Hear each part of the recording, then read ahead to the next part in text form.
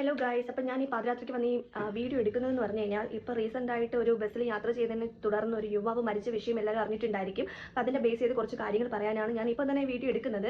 വേറൊന്നുമില്ല, നമുക്ക് സ്ത്രീകളെ പോലെ തന്നെ പുരുഷന്മാർക്കും ഈ സൊസൈറ്റിയിൽ ജീവിക്കാം അല്ലേ. നമുക്കുമുണ്ട് അച്ഛൻ, നമുക്കുമുണ്ട് സഹോദരങ്ങൾ, നമുക്കുമുണ്ട് കുടുംബക്കാർ, നമുക്കുമുണ്ട് കുറേ മെയിൽ ഫ്രണ്ട്സും. അപ്പോൾ ഇവർക്കൊക്കെ ഈ സൊസൈറ്റിയിൽ ജീവിക്കണ്ടേ, നാളെ അവർക്കും യാത്ര ചെയ്യണ്ടേ. ഇങ്ങനെ യാത്ര ചെയ്യുന്നവരുടെ വീഡിയോ എടുത്ത് അവർ അനാവശ്യമായിട്ട് ഒന്നും ചെയ്തിട്ടില്ല. വീഡിയോ കാണുന്നവർക്ക് മനസ്സിലാവാം അതിലൊന്നുമില്ല. ഒരു തിരക്കുള്ള ബസ്സിൽ യാത്ര ചെയ്യുമ്പോൾ അങ്ങോട്ടും ഇങ്ങോട്ടും ചിലപ്പം ഇടിച്ചേക്കാം. കാരണം അയാളുടെ കയ്യിൽ സാധനമുണ്ട്, ഒരു കയ്യിൽ കമ്പി പിടിച്ചിട്ടുണ്ട്. അപ്പം കാണുന്നവർക്കും ആ വീഡിയോ ഞാൻ കണ്ടതാണ്, രണ്ടും തവണ ഞാൻ കണ്ടതാണ്. അപ്പം കാണുന്നവർക്ക് മനസ്സിലാക്കാൻ പറ്റും ആ വീഡിയോയിലൊന്നും ഇല്ലാന്ന്.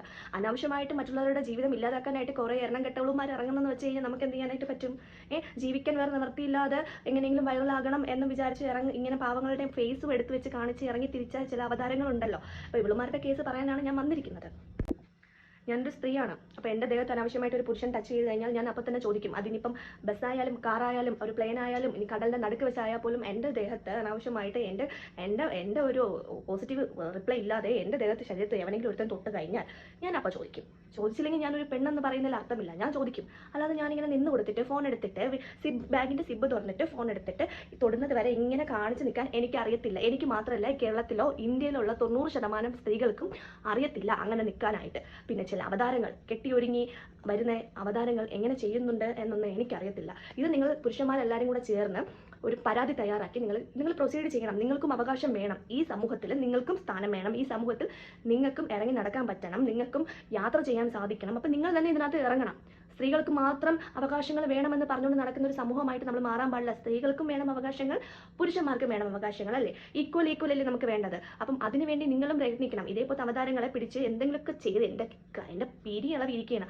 ഒന്നും അറിഞ്ഞുകൂടാത്ത ആ ചെറുക്കൻ കയറി മരിച്ചതിലാണ് എനിക്ക് സങ്കടം വരുന്നത്. കാരണം എൻ്റെ അച്ഛനും യാത്ര ചെയ്യുന്നതാണ്. എൻ്റെ അച്ഛൻ്റെ ഒരു സ്ഥലം തൊടുപുഴയാണ്. അപ്പം എൻ്റെ അച്ഛനും ബസ്സിലൊക്കെ യാത്ര ചെയ്യുന്ന ഒരു വ്യക്തിയാണ്. അപ്പം ഇതേപോലെ ഒരു ഇൻസിഡൻറ്റ് എൻ്റെ അച്ഛനാണ് ഉണ്ടായെങ്കിൽ ഞാൻ എന്ത് ചെയ്യും? ഞാൻ ഇവളെ വച്ചേക്കോ? ഇവളെ ഞാൻ വലിച്ചു കീറത്തില്ലേ?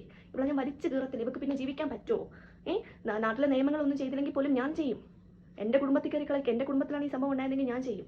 ഇതിപ്പം ആ ചെറുക്കൻ തെറ്റൊന്നും ചെയ്യാത്തത് കൊണ്ടായിരിക്കാം ചെറുക്കൻ കയറി ആത്മഹത്യ ചെയ്തത്. കാരണം ഇങ്ങനെ ഫേസും കാണിച്ച് ഒന്നും ചെയ്യാത്ത നിരപരാധികൾക്ക് മാത്രമേ ഇത് ചെയ്യാൻ പറ്റൂ. ശരിയാണ്, ഞാൻ സമ്മതിക്കുന്നു. ബസ്സിൽ ഇതേപോലത്തെ ഇൻസിഡൻസ് ഉണ്ടാവുന്നുണ്ട്, ചില ഫ്രോഡുകളുണ്ട്, ചില പട്ടിയലവലാദികളുണ്ട് ഈ സമൂഹത്തിലുണ്ട്. എന്ന് എല്ലാ ആണുങ്ങളും അങ്ങനെയല്ലല്ലോ. അവർക്ക് ജീവിക്കണം എന്നുണ്ടെങ്കിൽ ഇതുപോലത്തെ അവതാരങ്ങളെ ഈ നാട്ടിൽ നിന്ന് പറഞ്ഞു വിട്ടേ പറ്റൂ. അതിന് നിങ്ങൾ ആണുങ്ങൾ തന്നെ ഇറങ്ങണം, ചോദിക്കണം. നിങ്ങൾ ഓരോരുത്തരും ചോദിക്കണം, എന്തിനടി നീ വീഡിയോ എടുത്തത്, നിങ്ങൾ ആണുങ്ങൾ തന്നെ ചോദിക്കണം. നിങ്ങൾക്കുള്ള ഉത്തരം നിങ്ങൾ തന്നെ ചോദിച്ച് മേടിക്കണം.